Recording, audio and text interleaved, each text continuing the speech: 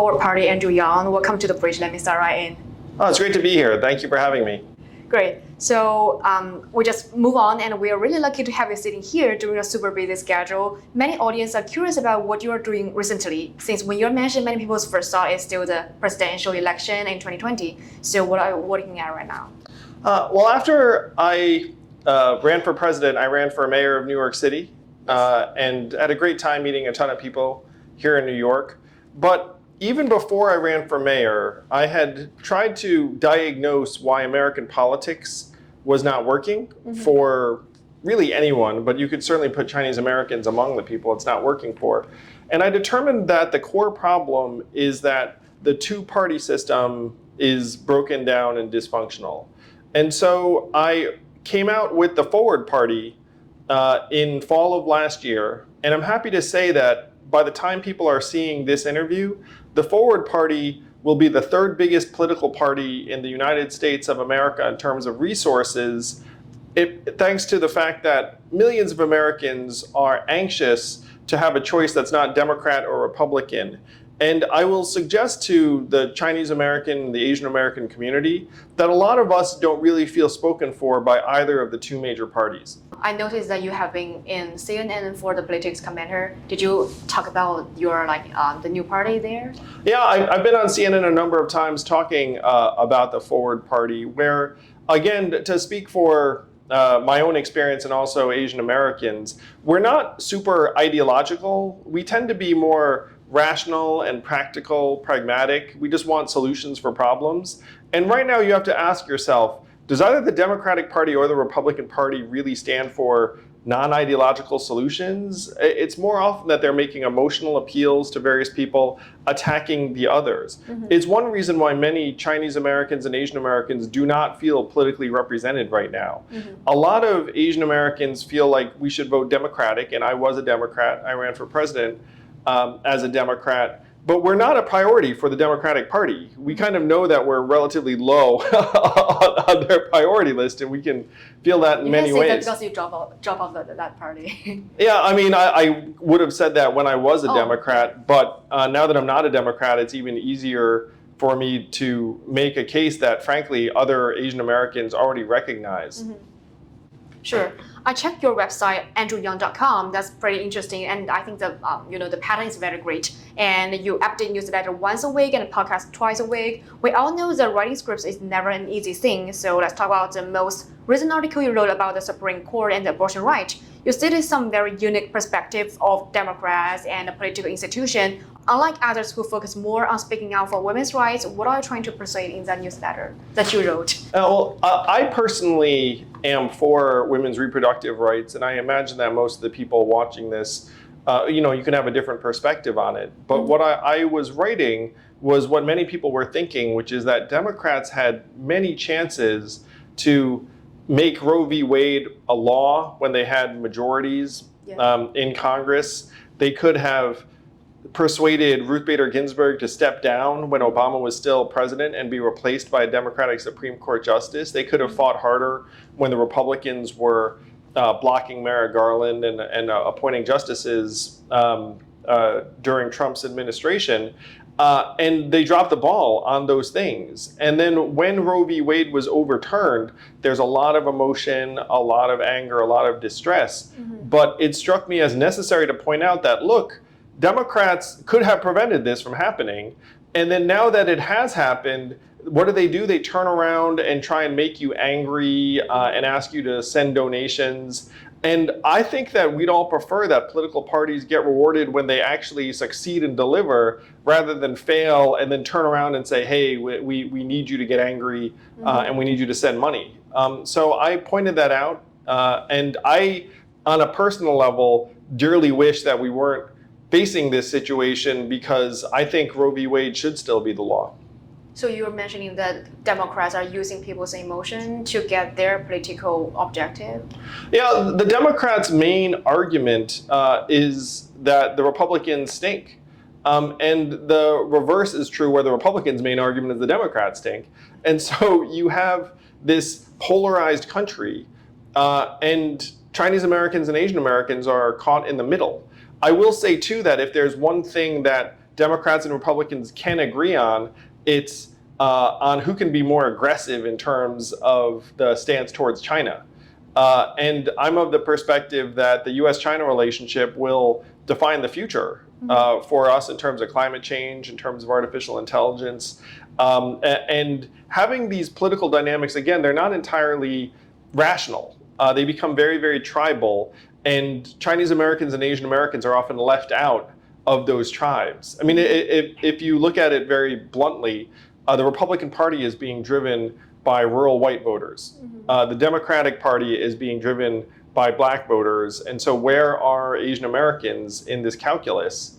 Really not much of anywhere. You're talking about the voice of political party? Well, so, I mean, right now, Asian Americans are very, very low on the totem pole in terms of our political voice for a number of reasons that are structural. But so number one is we tend to be concentrated in either blue states or red states.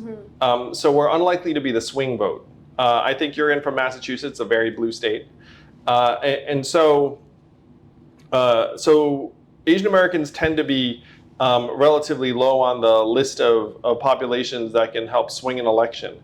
But the other thing is that you have this unfortunate two-party system where there isn't any genuine competition in 90% of the congressional districts throughout the country, because the two-party system has divvied up the country in a particular way. If I go to rural Alabama and I'm a Democrat, it's a waste of time and everyone knows it. If I go to Boston, Massachusetts and I'm a Republican, it's a waste of time and everyone knows it. You can beat Charlie Baker. Well, Charlie Baker is statewide. Yeah. If you do a statewide race in Massachusetts and you're running for governor, then you have a good chance. But if you're running for city council in Boston, I'd imagine you have no chance in most of Boston. Here in New York, Democrats run the vast majority of the city and the state. So this drowns out Asian Americans because, again, we're not going to be very high on the Democratic priority list. And you see that in many, many respects. I think most people feel it. So as someone who likes numbers, Asian Americans are the most underrepresented community in all of American electoral politics. We're approximately 6% of the US population, and we're lower than 1% of elected representatives. More dramatic a mismatch than any other community in the country. The one after us is Latinos. And even Latinos have a much higher level of proportional representation than we do. So if you look at this situation among Asian Americans, you think, okay, why is this? Now, there are some things that are our fault.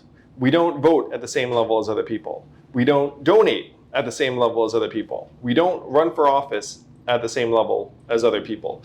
But when we do run, we are facing a whole slew of institutional barriers. And it's not that people are coming together and saying, hey, we should really help this Asian American city council candidate or this Asian American congressional candidate.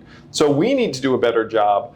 But these structures set it up so that we don't have a voice in the vast majority of situations. It's one reason why I've started the Forward Party, because if you had, let's imagine a situation in the United States of America, where instead of having two parties, or really one party in most environments, you had 5 parties. And each of these parties actually could play a role in influencing the outcome of a race, and Asian Americans were part of one of those 5 parties. In that type of context, we'd actually have much more say, much more of a voice. Right now, the Democratic Party does not prioritize us, but they say essentially, in essence, you don't have much of a choice, because what are you going to do? Who else are you going to vote for? And we need more genuine choices. Now, the situation I'm describing with Chinese Americans and Asian Americans is true for Americans of just about every community, really. I mean, the American political system, and I'm going to suggest this too, I'm the son of immigrants.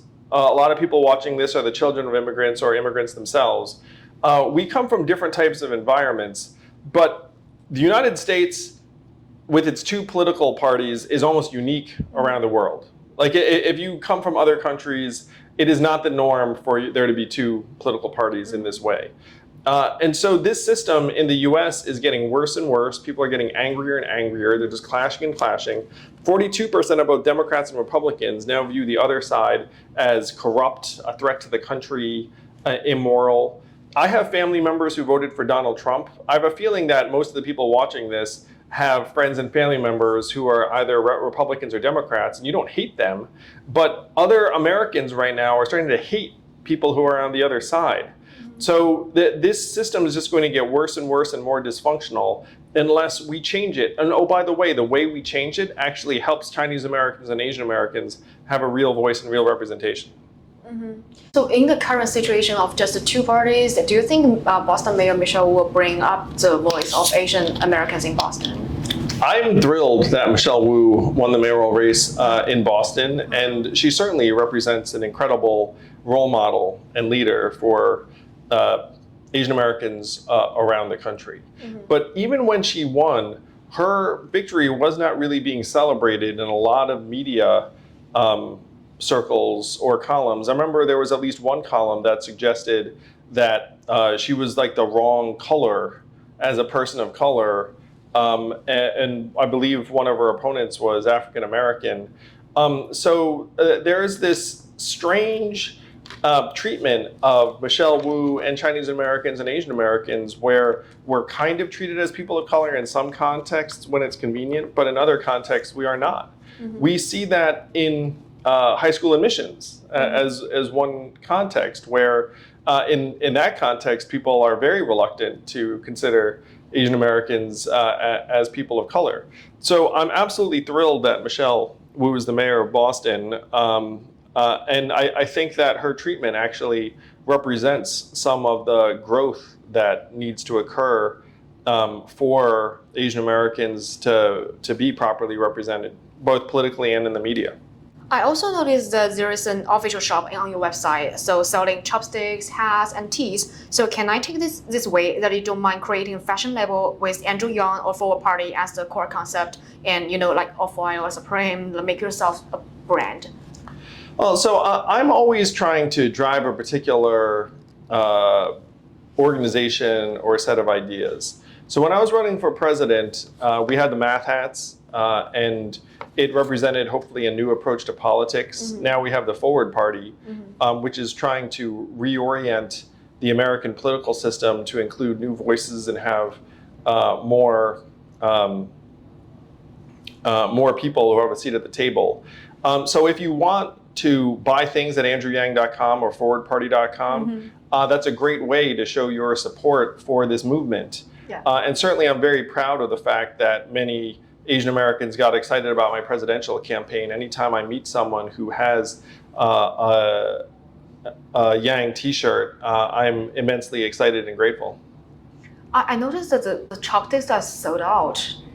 Do you know that? Oh yeah, no, they sold very, very well, very quickly, particularly for API Heritage Month. And my team said that that we're waiting on a back order, but a lot of people just enjoyed them. They say not left, not right on each chopstick, and they're forward chopsticks. That's why you choose chopstick as your product, not left, not right.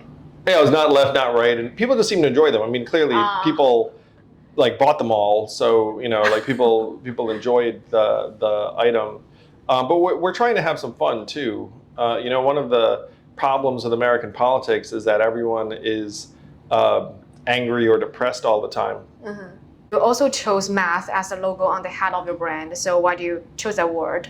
Does it simply mean to make America think harder and maybe make America great again? So I was running to defeat Trump, and he had his very famous red MAGA hat. And so the blue math hat became our counter symbol. And it really was kind of the opposite message, where Make America Great Again was trying to bring you back to the past. And what we suggested is Make America Think Harder is bring you to the future. And I think that my candidacy... irony to that word? Yeah, plus, there are also, associations with Asians that I thought would make people laugh at some of the stereotypes. So it was a really powerful and fun symbol. We sold literally hundreds of thousands of math items. Talking about elections, after going through so many things, do you still believe in the prospect of the freedom dividend that give $1,000 a month for everyone? There is so much positive data on the enhanced child tax credit that was passed last year. It alleviated poverty for millions of American children. So I'm for things that help put resources in people's pockets in a way that helps families and children, but also drives the economy, particularly small businesses. So I'm all for versions of cash relief, and I'm thrilled that many communities, including I think Boston, are experimenting with cash grants. There are dozens of mayors around the country that are part of an organization called Mayors for Guaranteed Income, and they're putting cash in the hands of recipients in literally dozens of cities to measure impacts. And what they're seeing early on is that the impacts are very positive. Many people may judge that point as you are communist because you want to do the dividend. Do you want to say something back to that? Well, right now our economy is becoming very polarized, where you have some people who are making a lot of money, and then some people are making a little money, and then fewer and fewer people are in the middle. Yes. And the more people that are in the middle class, the more money gets spent directly in the economy. Where to have a functioning capitalist economy, people need some money in their pockets. So it's pro-business, it's pro-growth, it's pro-jobs. It's something that a lot of folks think we're going to wind up adopting at some point, because the truth is that technology is advancing in ways that making it harder and harder for a lot of people to get a real middle class opportunity. You're definitely a key opinion leader on Twitter. There are almost 1.8 million people following you for your voice. So what do you think social media brings to you? No, social media was one of the driving forces behind my presidential campaign, and it made people feel connected to community and a movement, and we're doing that again with the Forward Party. The Forward Party has over 100,000 followers on Twitter alone already, and we just got started last fall. I mean, across platforms, it's probably more like 250,000, and we're less than a year old. So social media is a very powerful set of tools to allow people to connect to you, but also to each other. And that's the way that any sustainable movement gets built, where it's not about necessarily like a person on top. It's whether you meet someone in your community that you can connect to and work with over time. So do you think social media brings big success to your book, Forward Party? Well, certainly people are joining the Forward Party every day, and that's often through social media. My book, Forward, was a national bestseller, and I imagine that social media has something to do with that. My previous book was also a bestseller. So thank you for everyone who's bought any of my books. I'm trying my best to put some very important ideas out there.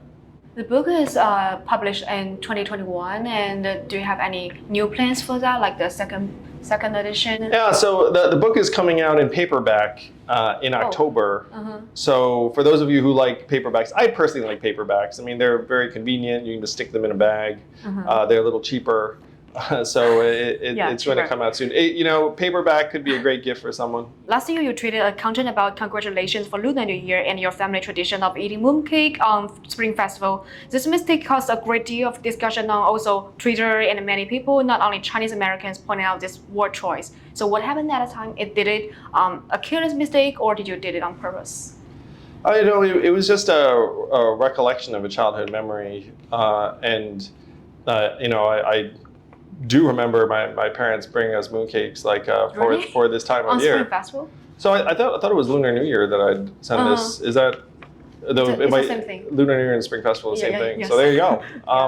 So what I remember when we celebrate Chinese New Year, my parents would be like, "Hey, here are these mooncakes." So it's like I was just sending out a childhood memory that may have been distinct to the way my parents chose to commemorate it. Yeah, did you see that many Americans, the white Americans, also pointed out that because they do believe that mooncake is only for different festival? No, I mean, again, I was just sending out just your personal. Just sending out a personal recollection. I mean, it could be even that, I was misremembering. I mean, there's that chance. Though, when I talked to my parents about it later, they were like, "Yeah, we did do that."